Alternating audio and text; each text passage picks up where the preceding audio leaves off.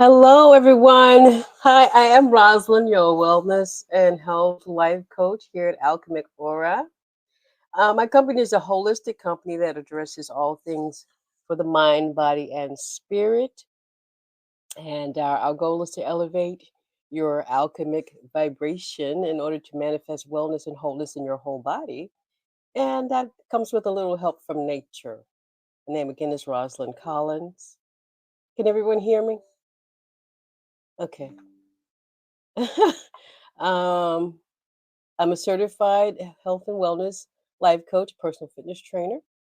I'm also a practitioner of reflexology, aromatherapy, emotional trauma release therapy, raindrop therapy, cosmology, cosmogony, herbal and homeopathic remedies. I'm basically a lifelong student of ancient alternative therapies. And right now I'm studying Reiki and chakra healing. I'm one half of Fit to Heal. The other half is the Fit Goddess. And we're here to promote fitness in the mind, the body, and the spirit. And that fitness also translates to fiscal fitness, which is money. So, for the benefit of tonight's show, I'm going to let you know that I am a commissioned notary signing agent because economics touches all of our lives. And so, as we conclude the month of April, Stress Awareness Month, we are still addressing the stresses that come with money mindset, the money mindset, overstanding financial intelligence, and how to remove the traumas and the incorrect belief systems that are tied to how we manage it or mismanage it, depending on how you do that thing. I'm so happy to have Brother Minister Zumi back with us tonight. You absolutely floored me last week with your wisdom and insight on the show. We also have some other phenomenal guests tonight, and we can't wait to share with you. So, if the goddess is ready, let's talk about how to take the stress off the money. Ooh, that's right. All right, so Mama, first let's start. We can't see you. We hear your voice, it's lovely, but we can't see your phenomenal face. Would you? Oh, There we no. go. Oh, Much, there we much go. better. Wait, hang on a second. How's that? Perfect. All right, so like you said, let's take the stress off of money. Brother Zumbi, in your book, what are the first details that you could share with us that talks about taking the stress off of money, making it easier for all of us? When I first put the book together, um, and I'm particularly talking, I wrote it with the African rural community in mind. Everything had to begin with a philosophy. Okay, there are a lot of books out there that deal with money. They deal with the how-to and everything, but there's very few, if any, that come from an African-centered perspective. Okay. And I think if we begin to view the science of what I call the science of beef, beef being business, economics, entrepreneurship, and finance, through an African centered lens, then I think we will have taken a huge step towards eradicating the traumas that we've suffered in some cases. I would dare say multi generational traumas when it comes to money, economics, business, etc. So I started with creating a philosophy first, because once you create the philosophy, now you can begin to instill the tools. Because if I give you a tools without a philosophy, you can begin to do things with your resources that are not in your best interest. So everything begins with a philosophy, or what I would like to call a Black economic liberation theology.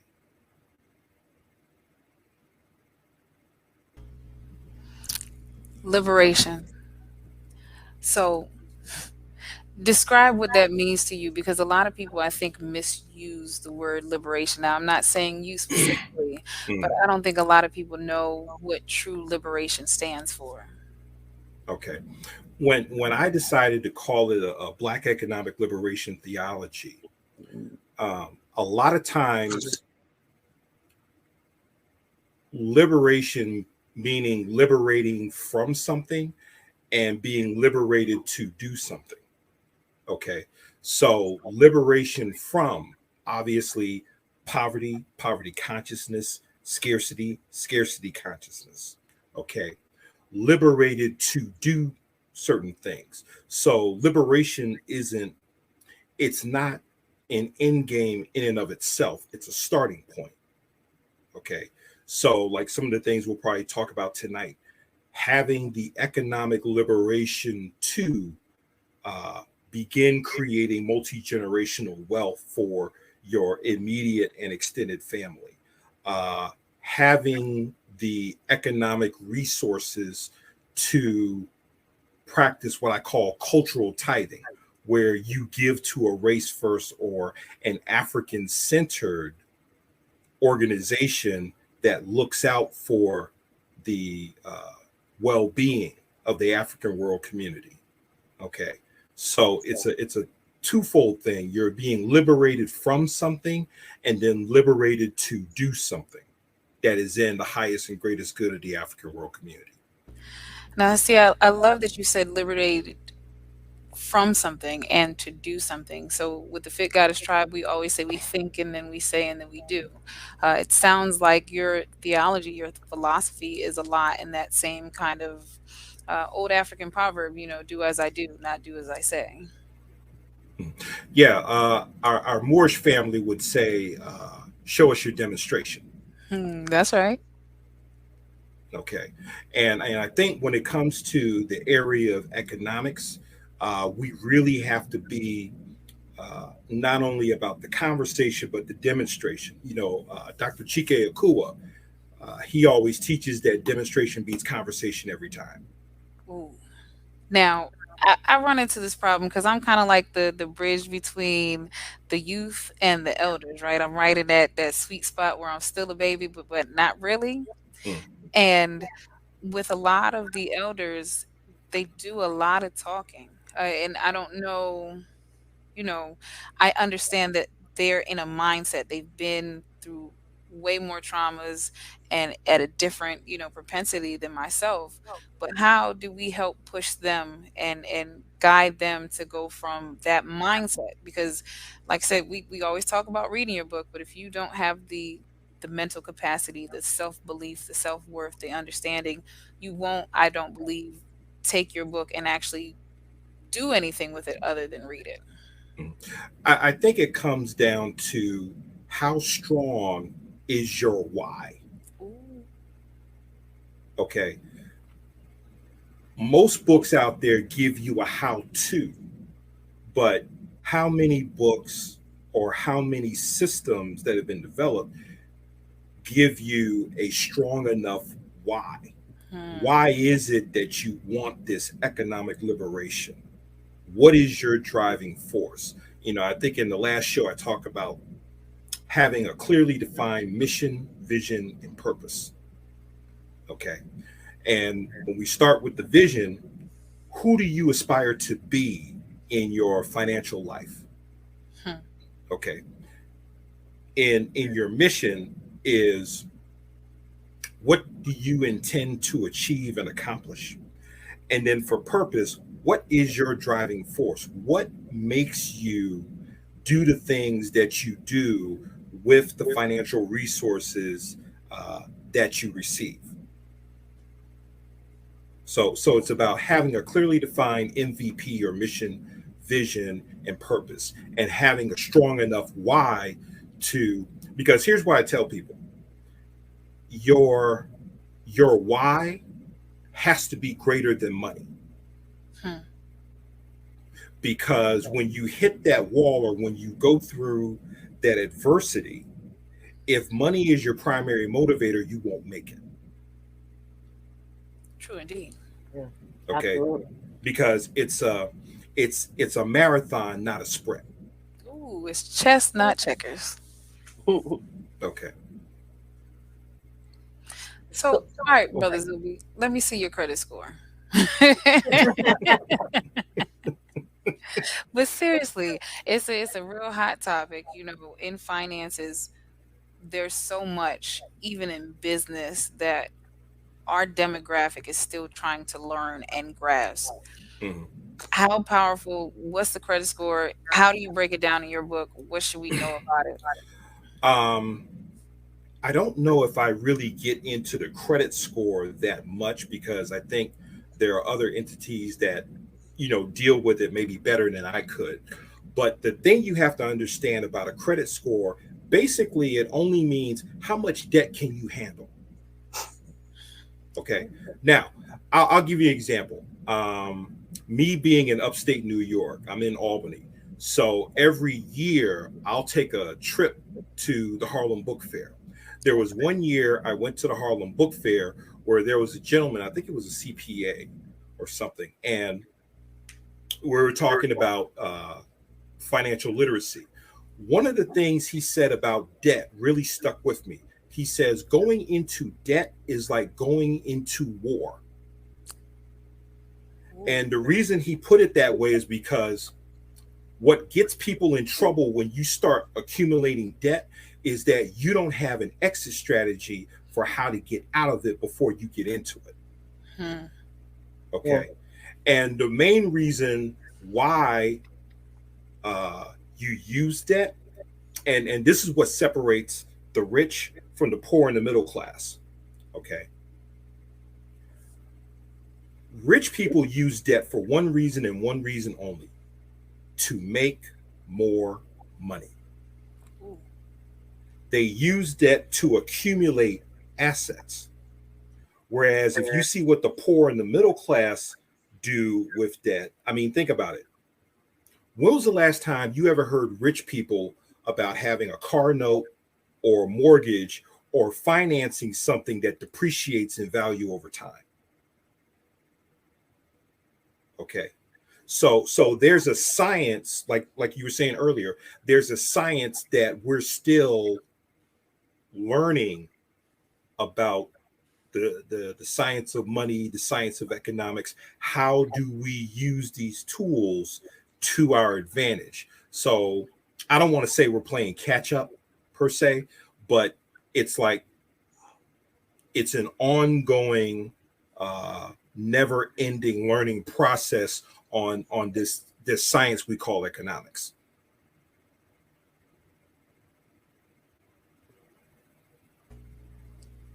So then, how do we catch up? What Here's what I tell people: don't play a catch up game. Okay, because when you start trying to play a catch up game, it's like you're making someone outside of you the standard. Okay, so So what I say, then, yeah, our standard is ourself, right?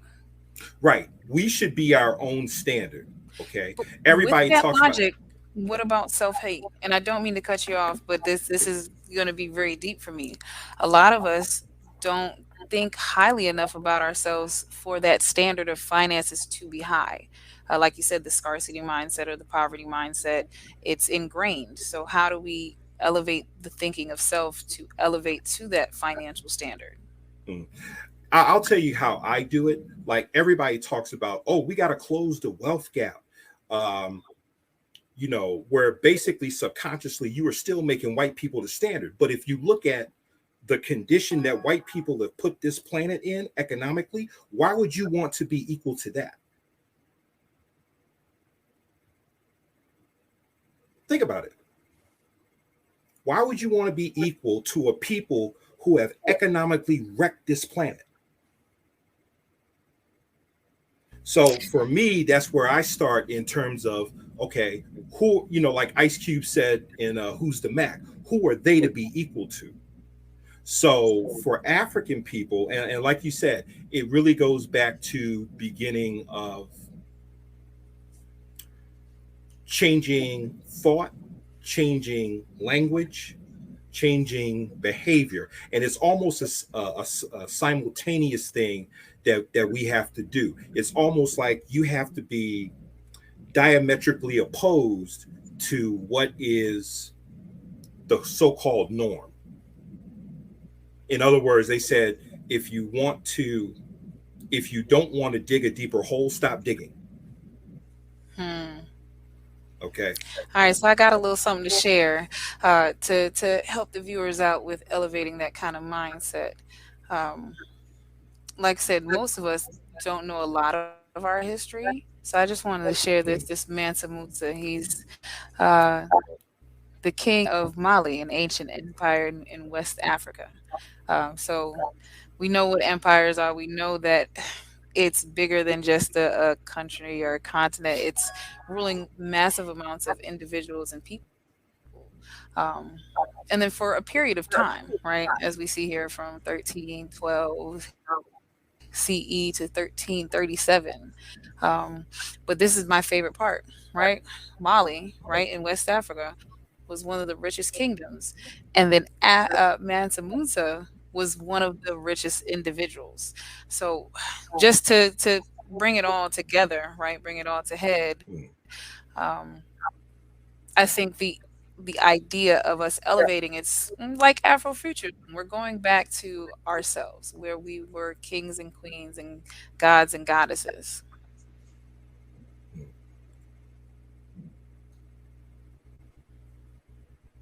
Okay. Now, Mama, And you a little quiet over there. I'm just listening because you hit so many points. I can't hardly keep up with you guys. I'm telling you. I tell you this. You know, my children, especially my oldest daughter, I didn't understand money until I was an adult. You know, mm, I just learned mm, that you're not supposed to use your own money. You're supposed to use, I mean, you're supposed to use your own money, but you don't create debt to do it. mm, Um, Hmm. that all of the tools that we've been taught to use have been misused. Life insurance is not for death, it's for life, it's for living. And that mindset, the belief system of the capitalist society that we are living in, um, kind of tricked us up and told us, you know, you use this money to pay for you when you die. And don't worry about living, just plan for death. Ooh. And as a child, I remember, I know a whole lot of other people in my age bracket remembers the insurance man coming to collect payment and the mother telling the kids to hide and be quiet because she didn't want to answer the door to pay her insurance premium. Oh, the And they tax kept man. this, no, the insurance man. mm, Ooh. mm. Um, I remember it. Just like when the Jehovah Witness people came, you know, you run and you hide. And I thought it was so weird until I understood it, you know, as an adult. And I'm telling you, this is just a couple of years ago. I'm learning that the way that we've been taught how to use money, lines of credit, um, you know, all of the things that keep others in a position where they are not in poverty and living scarcity. We were taught you make the money, you spend the money. You go back and you make some more money, you spend the money. You don't plan for the future. You just keep chasing that and you keep digging and you keep digging deeper and deeper into debt. Um, and this the sad part about it is that the language, as you mentioned, Brother Minister, is the part that's so obvious that it's killing us. What does the word mortgage mean? It means death grip. Yeah. You put it right there in our faces, as plain as day. Yeah, you're going to die owing money because we don't know how to use real estate. We don't know how to use insurance. We don't know how to use the lines of credit. We don't know how to use the tools properly. So Mm. I'm listening and waiting. I'm Yeah. gonna be quiet now because I know you're gonna hit me. Well, Get me there's right. a okay, and there's another thing. The elder was talking about history. Okay. Um, our ancestor Ida B. Wells Barnett did a study. She was a journalist. She basically had her own. uh, newsletter, and she did a study that probably plays into the epigenetics of why we are the way we are collectively when it comes to economics. She said that of all the people that were lynched, African people who were lynched, over 80% of them were business owners and entrepreneurs. Now, just let that sink in for a minute. Okay. If the bulk of the people who were lynched at the time that Ida B. Wells did this study were business owners and entrepreneurs, what type of impact would that have, not only short term, but long term?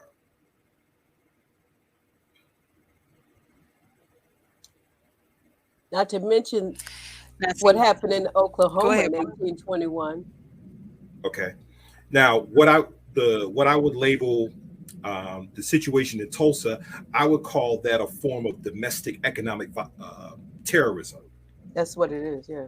Okay, domestic economic terrorism, and the one thing that I think we don't get when you study economics is when you build something, there must be a self-defense mechanism in place to protect it. Okay. So, what good is it for you to build an economic empire if you're not going to build a defense mechanism to protect the interests? Right.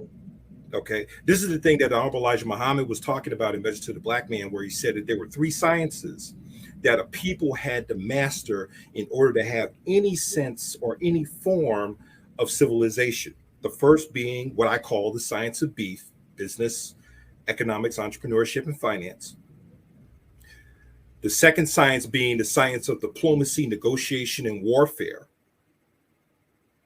Okay. And then the third is the science of mate selection and genetic engineering.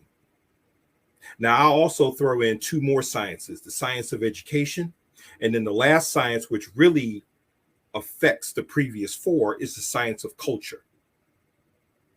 Now, all of those sciences affect our economics, because think about it. You need diplomacy, negotiation, and warfare to make sure that you are protecting your economic interests. Okay.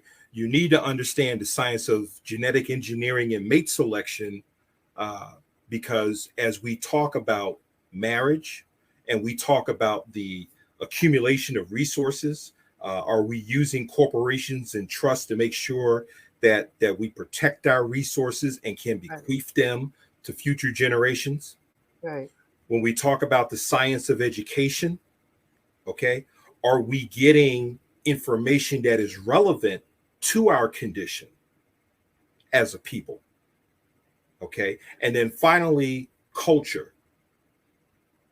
Are we studying economics through an African-centered lens? Okay. So all of those sciences actually are working together synergistically, if that makes any sense. So break it down in terms of Afrocentric, because a lot of people don't understand vision. A lot of people lack regular sight. So to see something from a different vantage point, you would have to understand what the word Afrocentric viewpoint Okay. means. Well, we use the term African-centered. And Mm. what we mean by African-centered is everything is viewed through our own cultural lens. So when we talk about taking an African-centered view of economics, we have to ask ourselves what is in the best interest of our individual and collective survival. And in this case, we talk economically. So, for example, um, one of the principles in my book is we want African people to patronize Black-owned businesses with 5 to 25% of their income. Now, what does that do? What that does is you're beginning to see money being exchanged between the Black customer and the Black merchant. Okay. And every time you support a Black owned business, that money could keep that Black merchant open for an extra week. It may be able to hire an extra individual or two. Okay. And you're beginning to build what I call economic synergy. So if I were to go into an ethnic community, within that ethnic community, every business should complement one another, not compete against one another. And the example I use in my book is when I talk about barbershops and hair salons. Okay. Who is developing the warehouse distributor to where now I am turning my potential competitor into a customer? Okay. Where I'm not competing with the next barber, I'm supplying him with the supplies he needs to run his That's right. barbershop or to run her nail salon or to run her hair salon. Yeah. You see? And then from there, guess what? All of them need tax advice. All of them need insurance. And then all of them need to be able to put their money in a financial institution that understands the needs of how to grow a Black-owned business. Okay, so that's why I talk about in my book, where I talk about economic synergy. I absolutely love it, yo. Economic synergy. It's one of my favorite words. And while you were speaking, just to make a point, I found a little, I hope everybody got to see it and I can bring it up again. Just the difference between Tulsa, like what Mama said, that happened in 1921 and how that has affected today's racial wealth gap. I went to the African American History Museum recently, and the way they had it coined was punishing success. And then they listed all of the different ones, Tulsa and Rosewood and uh, I can't. I'm drawing a blank, but there's so many where we were attempting to establish our own communities of wealth and economic synergy, communal synergy, and because of which, even though that was what they said they wanted from us, pull yourselves up by your bootstraps, the American Gee, dream. we didn't want you. We didn't expect you would be that well off without us. Right. And then for our success, our reward was a bombing. Punishment, yeah. Imagine the United States bombed their own citizens because of their financial success. Doesn't Yeah. that isn't that going towards the entire economy? Not necessarily. No, Mm. If you understand oppression and domination, from that aspect, it makes sense. perfect sense. Yes. Okay, because well, I'll use this example. All right, let's take Negro League Baseball. Negro League Baseball at one point was the third largest independent Black-owned entity in America.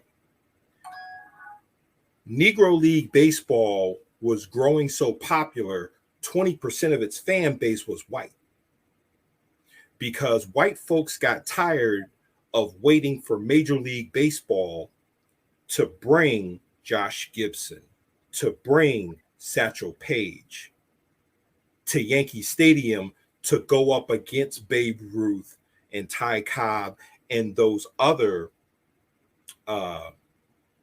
baseball folks that Major League Baseball celebrated. Okay. And here's the other thing. Negro League Baseball was more international than Major League Baseball at that time. They were actually barnstorming all throughout Latin America. We're talking Cuba, Mexico, Costa Rica, Puerto Rico. In fact, that's how we got our brother Roberto Clemente, by going through Puerto Rico and then picking him up, bringing him into the Negro Leagues, and then eventually with him playing in the majors for the Pittsburgh Pirates. Okay. So what did you have to do? So I know a lot of people saw the movie 42, which talked about Jackie Robinson. The move that Branch Rickey did by bringing Jackie Robinson into the majors, that wasn't about social progressiveness. Okay, that was about breaking an economic stronghold. Because what that did was, now when you start plucking our players one by one, first you got Jackie Robinson, then you get Larry Doby, then you pull Satchel Paige, and then Josh Gibson. So now you slowly but surely dismantle an independent economic power base that we had. Mm-hmm. Okay. And now it's to the point, and here's what Negro League Baseball did do. It showed Major League Baseball that there was a totally different talent pool, to where today Mm-hmm. there are baseball academies all throughout Latin America. Okay. And what I mean by that is, you've got academies that are bringing in talent that gives us a David Ortiz, a Pedro Martinez, a Manny Ramirez, Albert Pujols.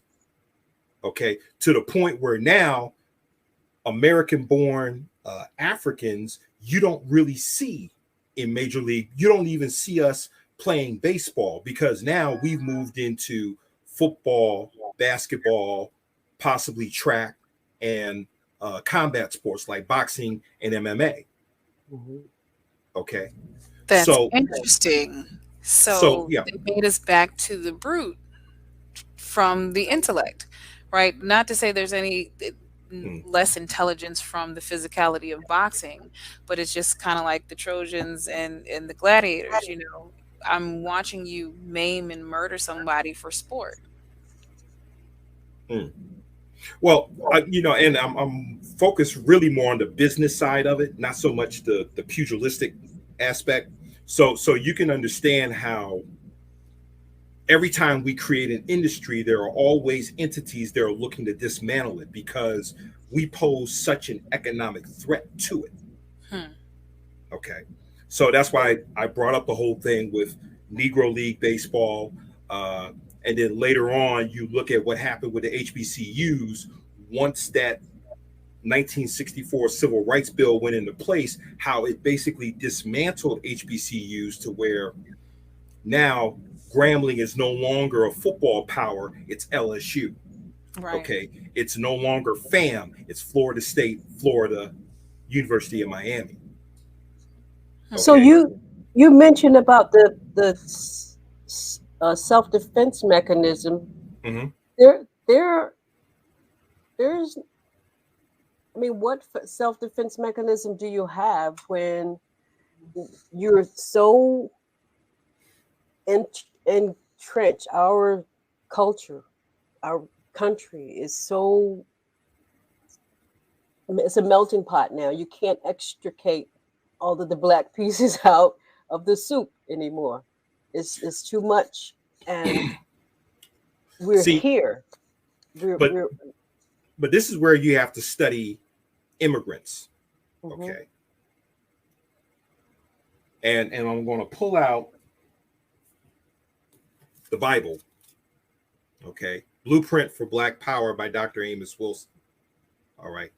And what he talks about in here is that you still have ethnic groups who practice protecting their own self-interest. Okay, I'll give you an example. All right, now you're coming. When we go into business, okay, we create businesses as individuals. When you see immigrants come into a situation and build their economics, they build cartels. So let's take the nail salons that you see by the Vietnamese. Okay, they don't just build one. Okay, they're building maybe 12 to 15 that are strategically located throughout a municipality, versus the one we may have set up. All right. How strong is your So why? right.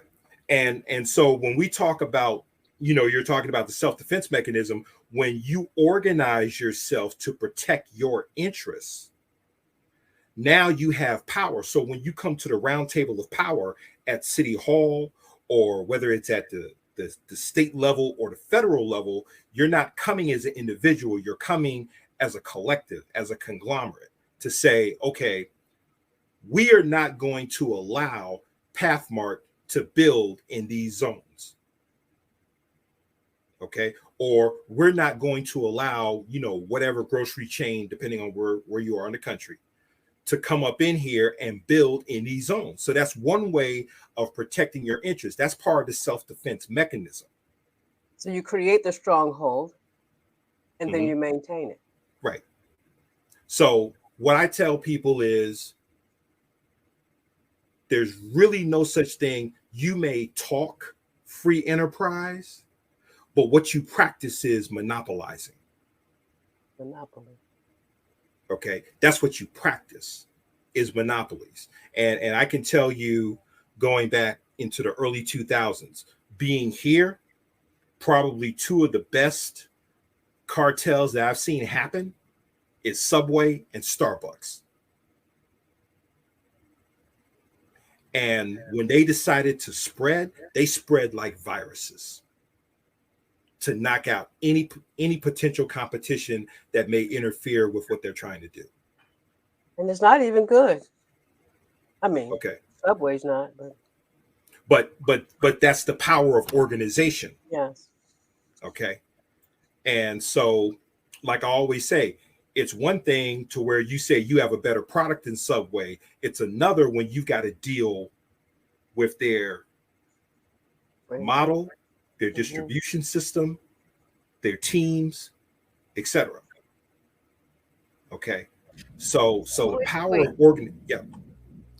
I was going to ask you that, the power of organization, but within self. How do we become the group of collective? We've been known as the crabs in a barrel for so long. How do we become infectious in that thing again? Because you desolate a people over and over again, you kill their spirit, and that's what I see across the board, is that a lot of us, our spirit has been killed to where we can just talk and ruminate about what we would do, but we're not gonna do it because I'm too fearful. How do we separate and sever that tie so that we're no longer fearful?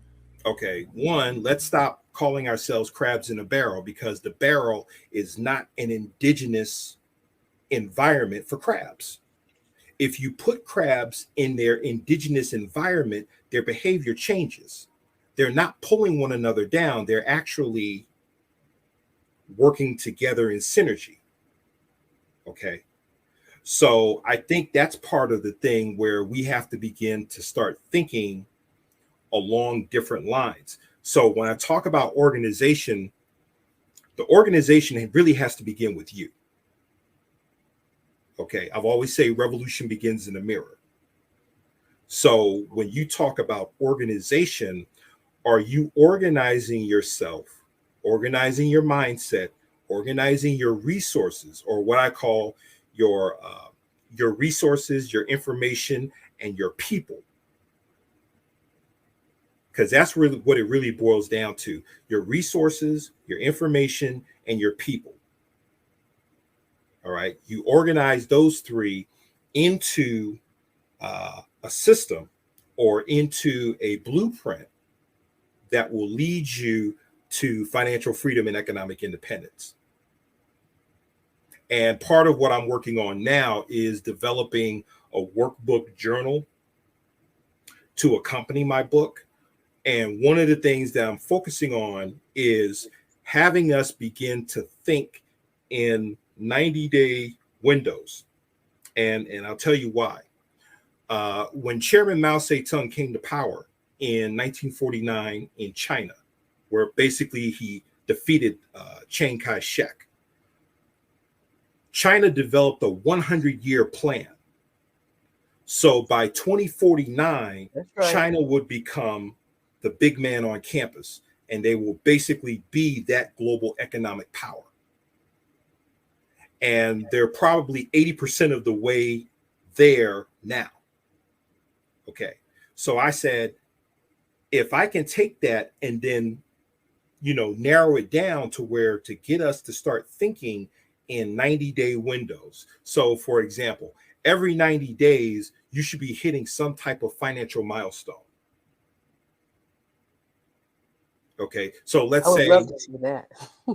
so let's say, I know today is April 24th. So let's go to next Monday, which will be May 1st. So let's say May 1st, over from May 1st to whenever the end of that 90-day period is, I will have, like Dave Ramsey talks about, having an emergency $1,000 stashed. Okay. That can be a financial milestone. Okay. And then once you achieve that milestone, the next 90 days, what do you want to achieve then? Okay. Do I want to purchase the proper life insurance for me, whether it's term, whole? And I know there's a big debate about which is better. Okay.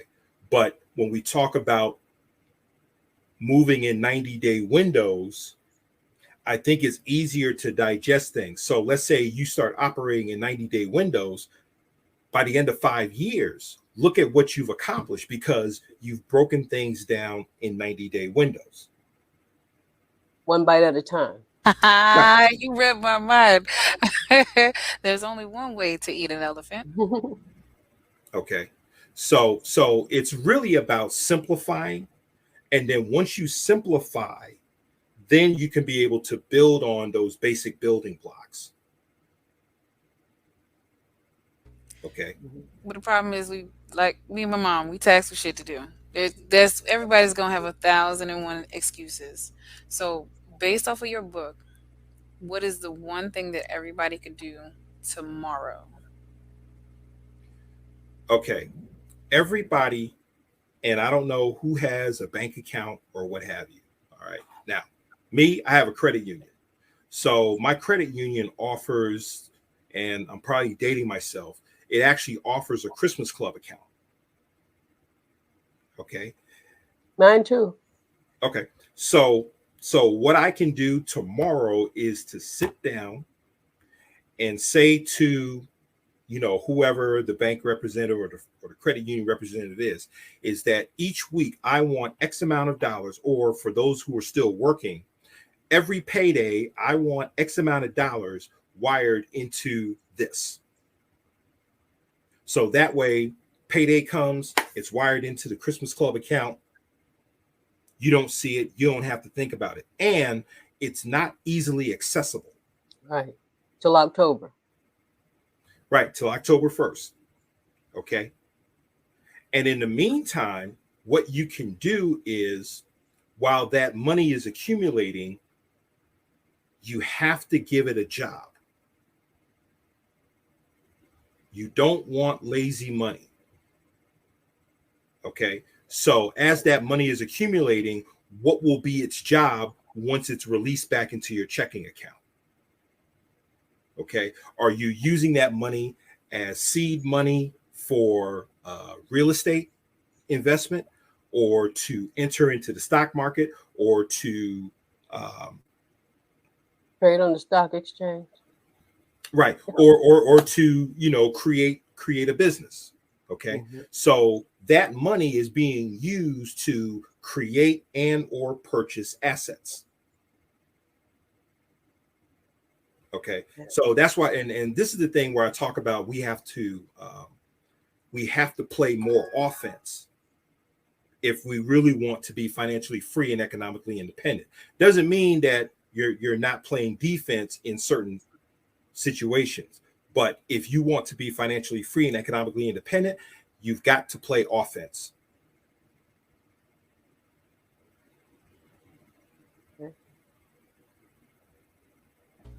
All right, so now we got the team on the offensive, right? Tomorrow, everybody's going to go out to their bank accounts and start their Christmas Club or whatever their banking system is. I'm pretty sure you're absolutely right that every bank out there now has some kind of thing where you can either from your direct deposit from your job, transfer the money from one account to another, split your accounts, however you want to do it. Right. Once they do that, they then have to write up some kind of plan so that their money is not just going to be lost once it is released back into that account. Mm. Correct? Right. And another thing you need to start doing is changing your vocabulary. Start learning financial terms. Terms, right. Okay. So there's a good website. It's called Investopedia.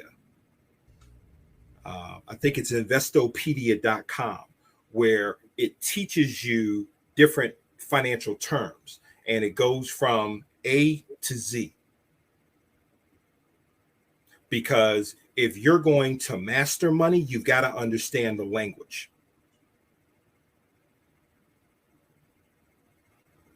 Yes. Okay. Indeed. Have you guys Listen found the at that. We website? got to, not yet. It took me to somewhere else. I'm listening to you and typing it in. As soon as I get it, I'm gonna put it up on the screen. Okay. Yeah, it should be in investopedia.com. Gotcha. And it should give you that whole listing of financial terms.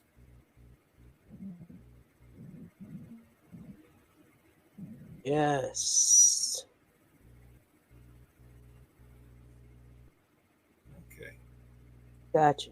Okay, that's the So just website. as they And it should see find, let's it see, from where it says time, terms, right? financial terms, or Investopedia. Just dictionary. oh, that's what it's called. Okay. Yeah. Yep. Start off with the numbers and then A all the way through Z. Okay. And from there, let's say So you we go. start so let's say every day you say, I am going to learn 5 new financial terms. Okay. How long would that take? If you tell yourself, I am going to learn 5 new financial terms each day. Or depending on what your schedule is, you can just say, let me learn 1 each day. But you want to be able to talk the language of money when you sit down with someone who may be a financial professional, whether it's a certified financial planner, an investment banker, or someone who deals with money for a living. Hmm.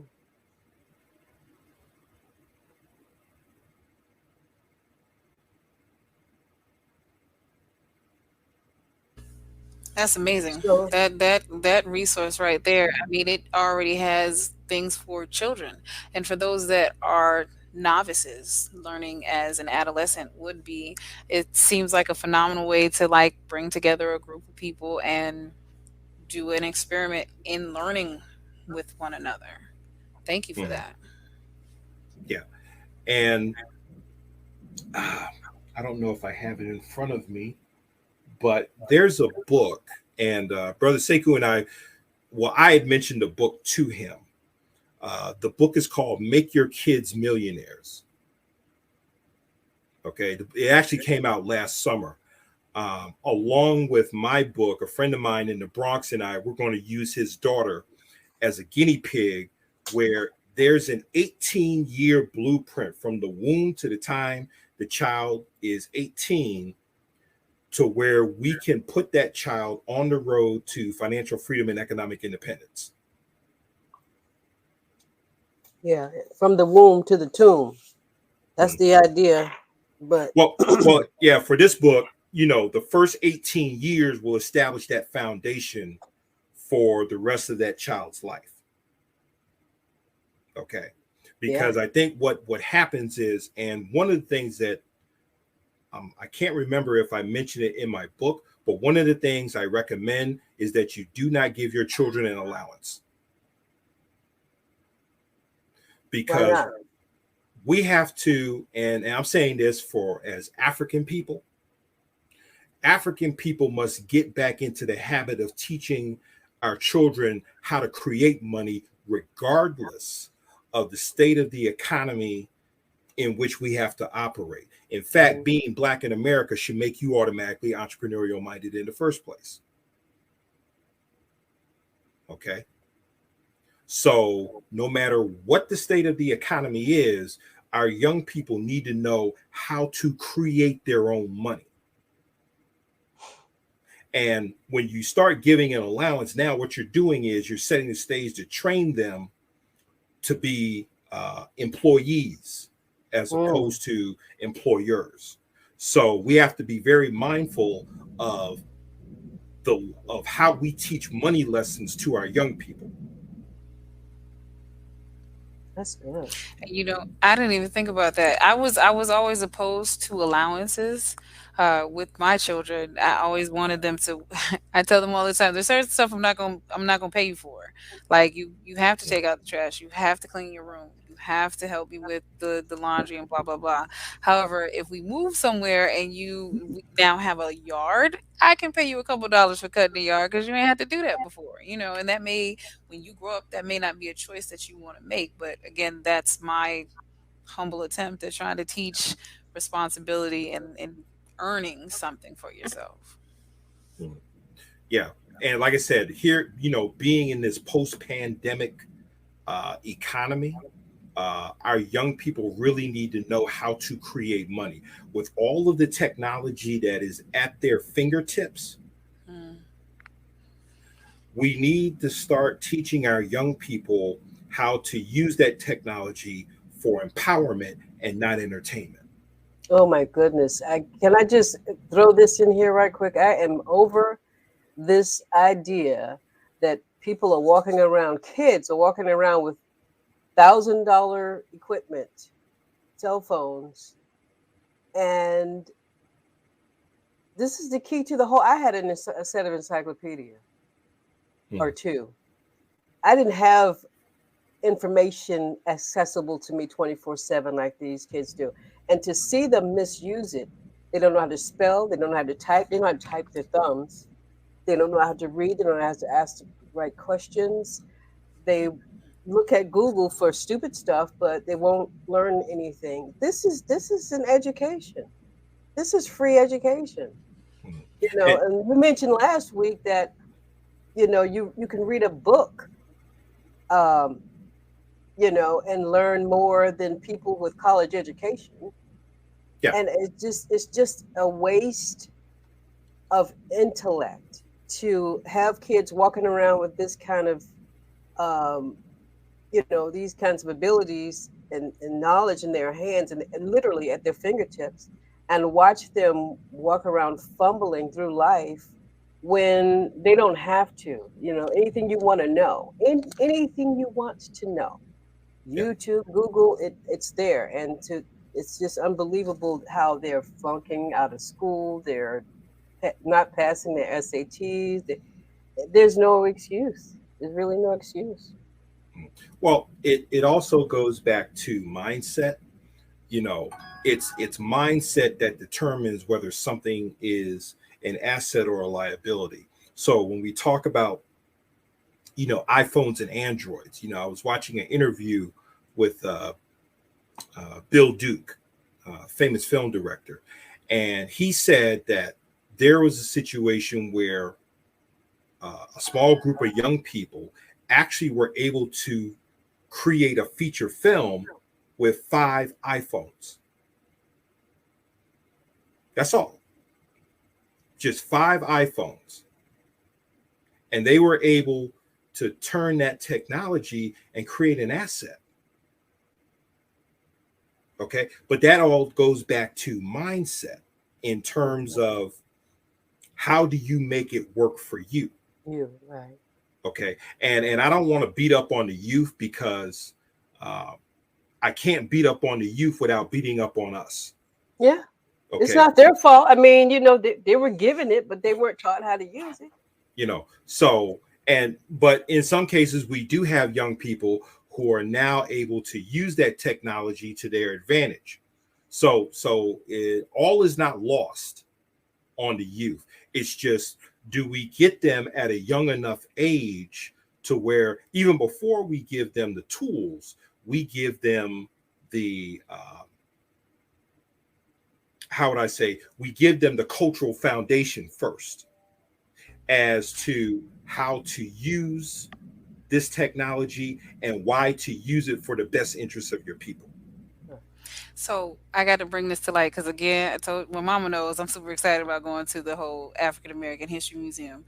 They have this new term, new to me anyway, that's called Afrofuturism, which is exactly what you're talking about in terms of there is this time period where we are very intellectual, and now in the future, we're going back and tapping into that mindset.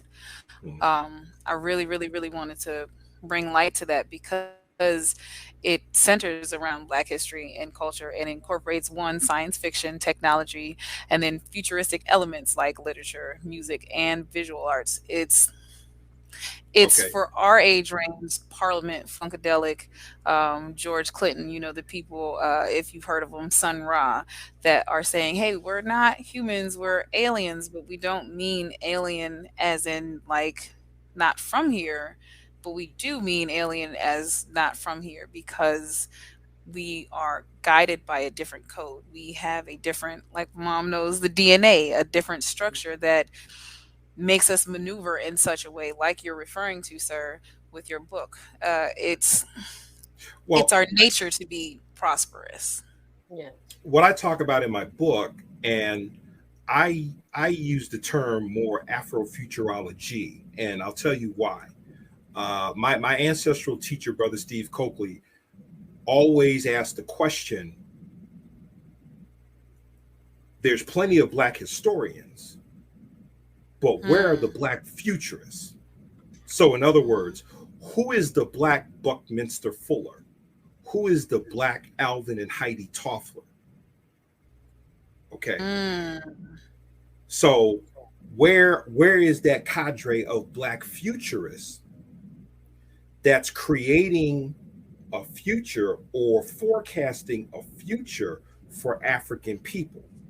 Mm. I like So that. I look at Afrofuturology versus, the Afrofuturism, because, and not to take any shots at Afrofuturism, I just fear, are we going to look at this as another form of entertainment as opposed to Afrofuturology, where we are taking African people who are studying various disciplines, okay, and from those disciplines, we can either forecast a future or we can begin creating a future for African people.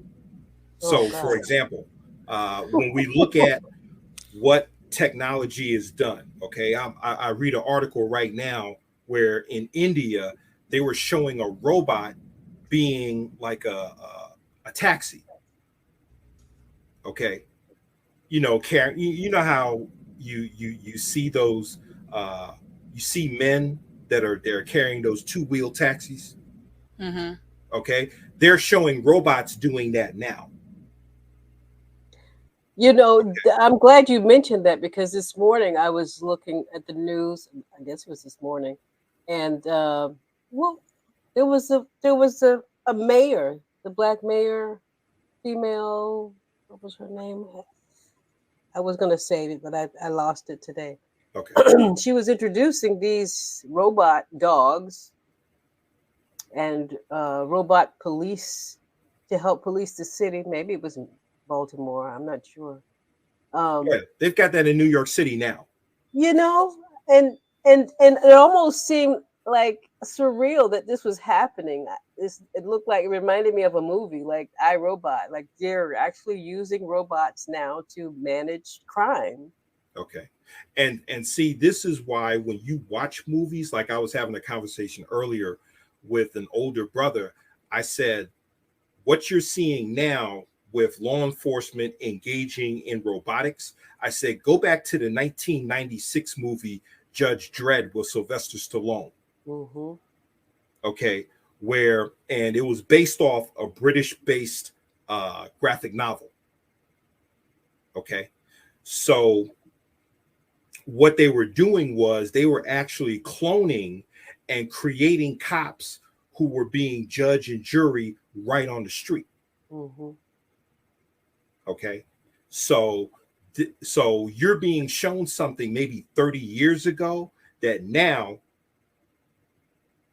is no longer science fiction, it's science reality. Art imitating life. Yeah. Okay. Even to the point where, and I've seen this firsthand, where I've seen robot janitors in Walmart. Yeah. Okay. That's the type of future that, what are we doing to prepare our young people to have their labor rendered obsolete before they get their driver's license or before they graduate from high school? We created it. I mean, we created that by being inhumane. I mean, it's really sad. It's not funny what I'm saying, but when you go to the drive-through and the people can barely speak English to ask you what do you want, you know, or handing you your change while they're looking at you, don't even acknowledge that you're a human and count your change out for you or speak to you. Hey, how are you? Having a good day? They did this to themselves. I'm sorry. I'm not saying anything about the youth. I'm glad they don't have that option uh to have to work and be laborers and that the machine's going to take care of it, because we have more to do with our minds and our bodies than give labor our time. So that's why I say, and there's another book that I want to throw into the record. Okay. The book is called The End of Work by Jeremy Rifkin. Oh, I've seen that. Okay. The reason I bring that book up is because there's a chapter in there. It's chapter 5, Technology and the African American Experience. Rifkin said that he had to fight the publisher to keep that chapter in there. What that chapter talks about is how we as a people have been victims of technological advancement as opposed to benefactors of it. Mm. Okay, and that's a very significant book. And like I said, read chapter 5 if you don't read anything else in that book. Mm-hmm. Yeah. And when you read it, you'll see why Rifkin had to fight to keep that chapter in the book. The publishers didn't want it in there. Mm-hmm. Wow. Never want the truth, do we? Okay. Jesus, listen, that's hot. That's hot, and you've given so much information. One about the money mindset. Like again, we had to follow up this month of April with the stressors, the main stressors. You, me, we all in the same community. I know that money stresses me out sometimes, but I'm working myself on releasing those mental strongholds that we talked about and being able to go forth. There are certain areas where we're all super strong, right? I'm a phenomenal student, but in certain areas, I lack discipline. It is a thing. But together, we're fit to heal, and we've come today to continue to give you ways to release two of the main stressors. One, last week we talked about finances and money, and now we're talking about the straight money. If as a person, the better you are with your finances, the better you are with your money, the more peace that you have, because you feel like you're in control, I would think.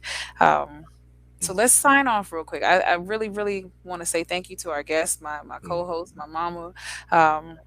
Tell us where we can find you, and we'll tell them to find us again here next week at 7:15. Go ahead, Brother Zumbi. Tell us about yourself and close it out. Well, I call myself a servant of African people who have done many things at many times in my life. Um, Presently, I have my book, The Gospel of Afro-Nomics Theology, which can be purchased through Amazon or your local Black bookstore.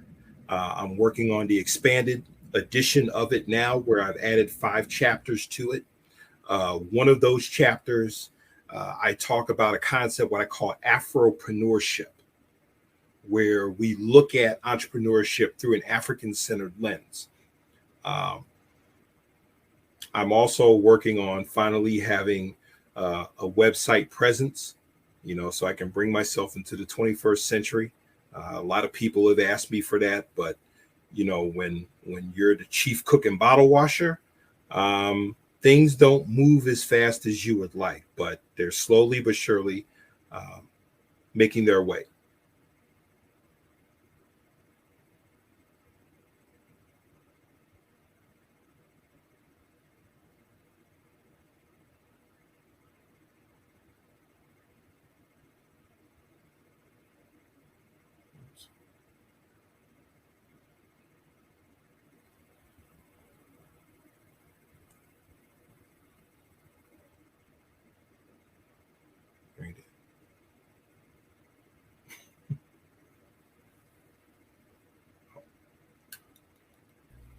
I appreciate you, brother. Tell us one last thing that the people can do outside of making a plan for their money and actually setting to stone either with their direct deposit or their bank account just a couple of dollars every month. What else Mm. can they do? The other thing, the website that I mentioned before about Investopedia, begin learning the language of money. Commit yourself to learning anywhere from 1 to 5 new financial terms each day. And you may not understand, what all these terms are, but over time you'll understand how to use them, and you'll understand their relevance towards your own personal financial situation. So the more you begin to learn and to know, you'll find your confidence will begin to grow. Okay. So you want to make sure that nothing becomes a mystery to you. Okay. So always, always be learning.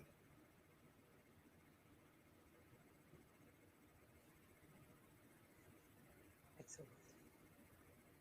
He said, always be learning. So, Mama, tell us a little bit about yourself. Tell us how you can help us always learn and heal that money mindset. Well, like I said before, money touches all of our lives. We've been dealing with the stress of it, stress of financial um, stress awareness month for the month of April, where we address the stresses that come with the money mindset, understanding financial intelligence. We fear it, most of us. You don't even have conversations with your own spouses about your own finances because we don't understand it and we don't like to talk about it, but we love to spend it. But there's traumas attached to it because of how we were raised and our parents were raised and their parents were raised, and they've created a bunch of incorrect belief systems. Um, and as a result, we don't manage money well. We don't manage our fiscal responsibilities well. I'm just as guilty as anybody else. But I think it's important for us to look at ourselves as a whole person and be fit. That's just not just physically fit, but fiscally fit and mentally fit and emotionally fit. And with that wellness, um, addressing every aspect of our lives, including financial, we can become better stewards and of ourselves and what we possess and our resources. And don't, like brother said, don't stop learning. You never should. So just make it be mindful that your financial responsibilities and understanding and intelligence is just as important as anything else that you learn in life. Super, super dope, Mama. And I'm so glad to have you on the show again. Hey, guess what, guys? It's time to close out. We were so glad that you could join us here on Fit to Heal. Remember, we're here to mental health, wellness, financial security. We want don't forget to every Monday at 7:15. We'll catch you again here. Mindset is a big beast that we gotta slay together.